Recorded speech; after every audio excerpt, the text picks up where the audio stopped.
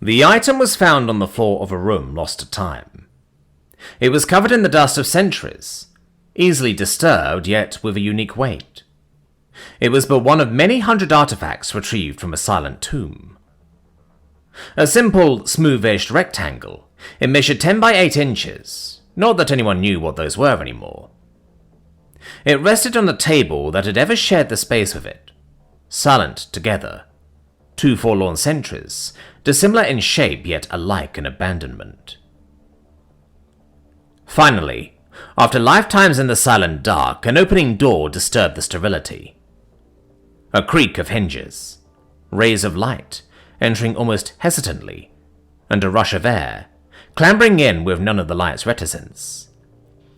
Voices of calm, measured competence, quiet respect, and scientific curiosity.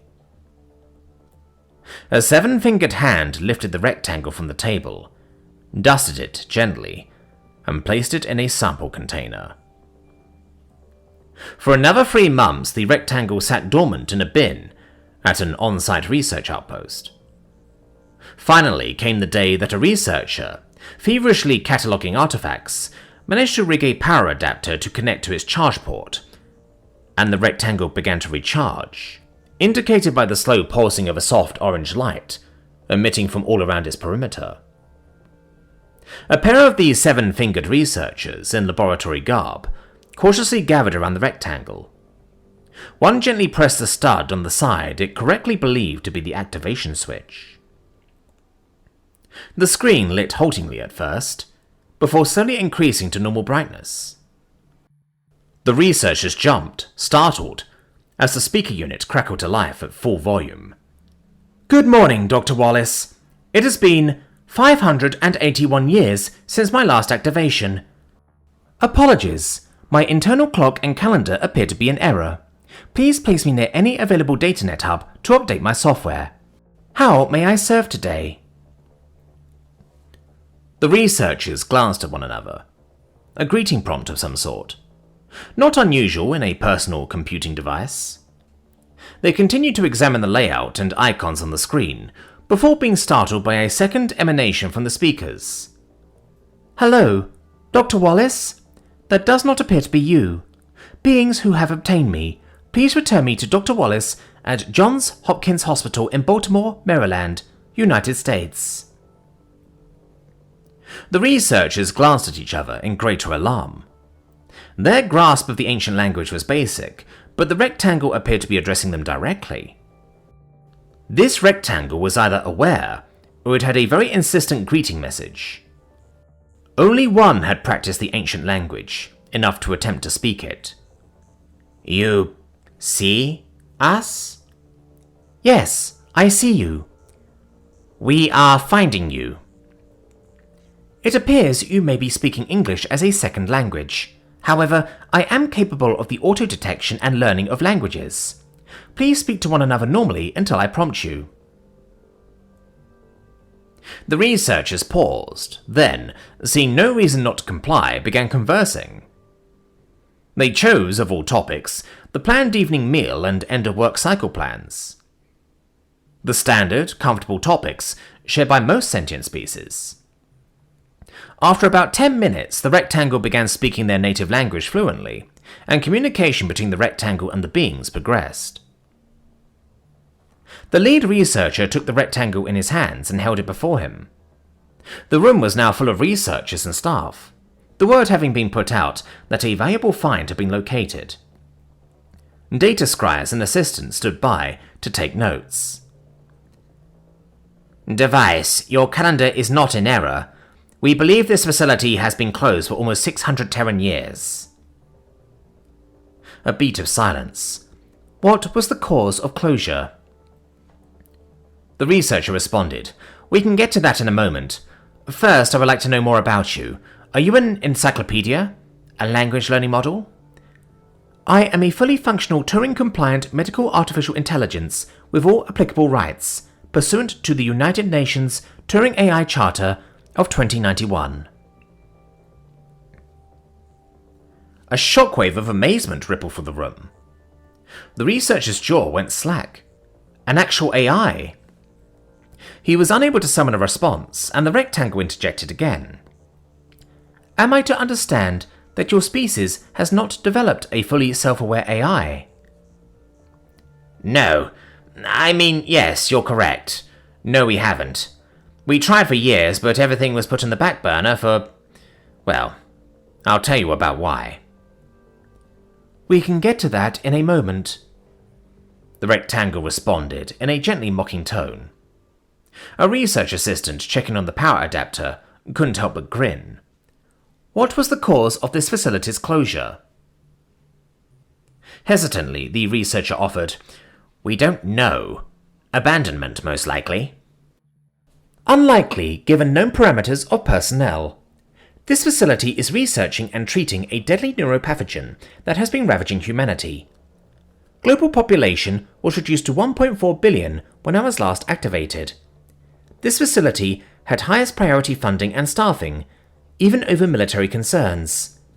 Please report present human population and status. A cold, leaden silence filled the room. After a beat, the rectangle issued the query at a noticeably higher volume, causing all in the room to wince. It was an incredible volume from such a small piece of technology. Please report present human population and status. It was the research assistant, not the lead researcher, who spoke, despite the sharp glare from the researchers in the room. There are none. They're gone. The silence in the room was even longer than the one before. Finally, the rectangle spoke, its volume much quieter. An associate researcher felt sadness well in her heart. She had always been a skeptic about real AI technology ever being developed, but the voice contained notes of what she would have sworn was grief. Cause of death? The lead researcher found his voice again. It's what you said. The neuropathogen. What records and news recordings we found indicated a full societal collapse. We think it got all of the humans.